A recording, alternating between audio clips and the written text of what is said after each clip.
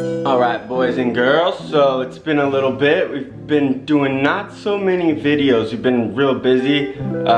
Me and Jason set up a fish room for a guy, like an aquarium room, and long story short, we're gonna be partners. Not me and Jason, but me and Jason and the other guy. But he ended up not liking fish, so he's giving us all the tanks, thankfully, and we're gonna set up a new warehouse. Like, you know, I had another warehouse that I was raising quail and selling those for market from, but we're kind of making the switch over to aquarium fish now. So today we will be unboxing a special little fish that, if you've been following our little vlogs or whatever you want to call them, I did mention we probably would be getting these, and something good happened, so we are getting them. Long story short, I'm going over to Jason's now. We'll give you guys a little update on what's been going on, some new babies and everything, and we'll show you the new tanks and everything like that. Boom bap. We're over at Jason's for the old update section of this video. Here's a fish.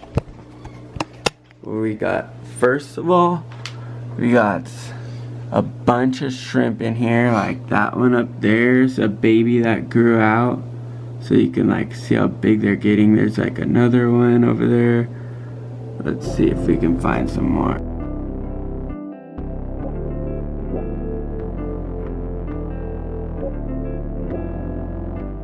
Alright, so you can see over here on this log is one at the top over by the left. There's one up there on the top of the cave. There's one here on the log. That one's a little more red, so one of the babies will probably keep back. There's one below the leaf over there on the right, or there's two right next to each other. There's one climbing up the log right here. So you can tell there's a bunch of shrimp in here. One on the moss, and there's one in the background behind it.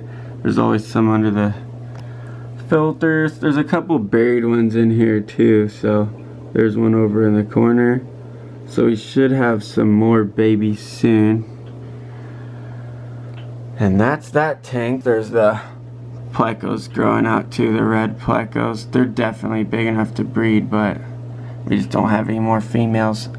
So that's that. You can see all the baby shrimps that were like super duper tiny are now like pretty much adult size and probably gonna start breeding anytime. Like I said, there's a couple buried ones in here, but I don't see them right now. So there's a better view for you guys. I threw a little algae wafer in there, and as you can see, there is a bunch of shrimps all over it, all around it, swimming all around, and those are all the baby ones. You can tell because they're all a little lighter. Oh, there's a little up close of one of the babies that we raised up. You can see it's nice and big compared to last time you guys seen him. There, he's in focus now. Looks sweet. There's a nice little up close of one of the red bristlenose we have males. So there's a little baby right there.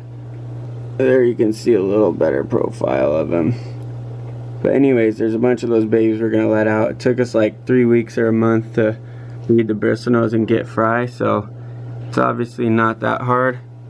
For like inexperienced males can kick out their eggs and stuff, but we didn't have any problems like that. So there you can see them under the angelfish swimming around. Woo-hoo.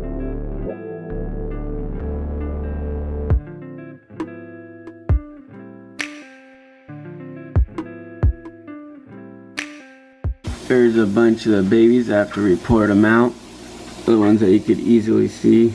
So I think they're like 10 or 12 days old from regular stage. We took the bristlenose out. Everything went well. Hopefully they live. Like I said, I think they're like 10 or 12 days old from regular stage. We didn't really record this time because it was our first batch, but next time we will record the days and let you know exactly what happens. I think we're going to dive a little bit deeper into the bristlenose breeding and try and get a bunch of babies and a bunch of different color variations so we can get them out to you guys. Anyways, I think there's like 21 to like 30 babies. It's hard to count them because they're like reflection in the glass and they're so tiny. But we'll give you better updates on those, and I'll give you guys one more glimpse of that tank with angelfish that are like 2.5 weeks old, and angelfish that are like almost a month old or 3 weeks, and then the bristlenose that are like almost 2 weeks old. There you can see one of the angelfish that we've been raising up. Still a little hard to see these guys, but there's a couple back there. There's one in front that's out of focus, but you can see they're like probably a couple centimeters long. One down there, some over here. And then you can see all the bristlenose babies on the bottom, all the albinos. There's more babies in here that are just swimming at the top. It's kind of hard to see because there's a lot of brine shrimp blowing around in there, but so we got 2 sets of angelfish and the bristlenose babies in here now.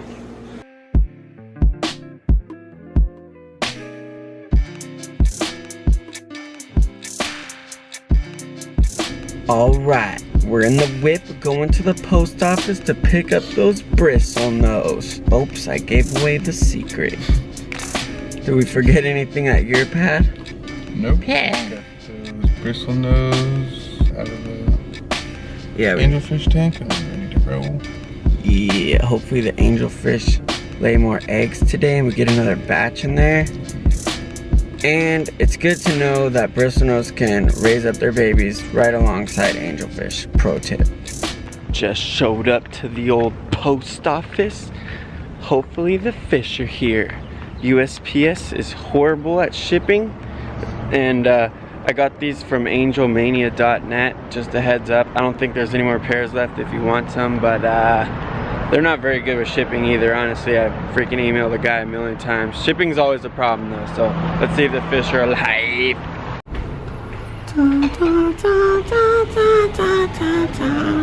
Alright, USPS is effing retarded. If you ever can avoid using them, definitely do that. I went here and like some mentally retarded lady, or like slow, like however you want to say it, is helping me, and she's freaking making me feel like I'm a loser, like retard, just because I went there to go get a package. Anyways, of my rant, USPS sucks, big old melons, and don't use that place unless you really have to, especially for live fish, because the people that work there are just like the people at the DMV, big old butt heads. Alright, we just got to the other one, which is like 3 freaking blocks away. We're gonna walk up there and see what they say. Hopefully these fools got them bristlenose. We'll check back in. Of course, there's a billion people here already. F my L. Chillin', we freaking, what do you know, the USPS had the package at the second shop. They're not like the nicest of people, like I was trying to say. But we'll see if they're alive, guys. We got these from angelmania.net. They have some pretty cool angelfish, and they have a lot of plecos. I think this was their last pair. It says sold out on there, but they might have more if you're looking to get some. Anyways, I'm not going to tell you what they are until we get them out of the box. But like you saw before, we got the albino plecos from Angels Plus, and they already had babies, and they're already raising up in the fry tank with some other angelfish. So I think it took like 3 weeks, maybe 4. So it's all good. It looks like they sent in styrofoam. They put a little acclimation procedure. I really don't follow these just because they're super confusing and very hard. There's also some other stuff they say, like don't feed frozen food for the first week, and don't feed food for like the first day or 2. I don't really do that either because I don't know why, but I never had to. Looks like there's a heat pack. Looks like that was on the bag, so that's not very good. I know you're kind of supposed to put them taped to the top there. What the heck?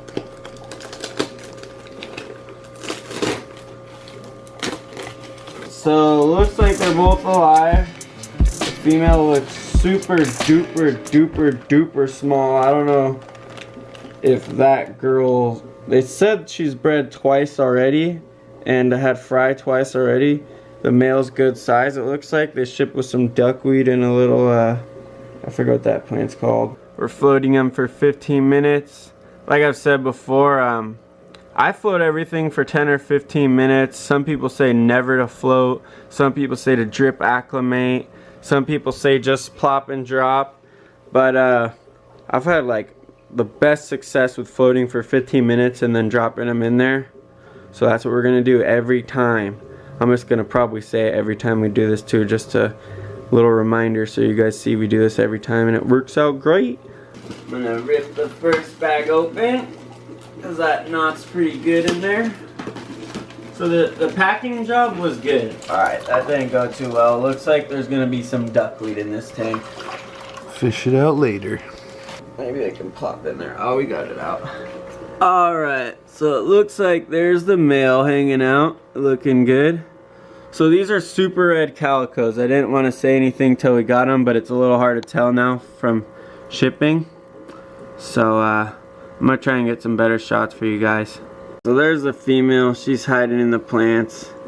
There is pleco caves in here. We got this bigger one and this smaller one. And the male's already back there on the slate.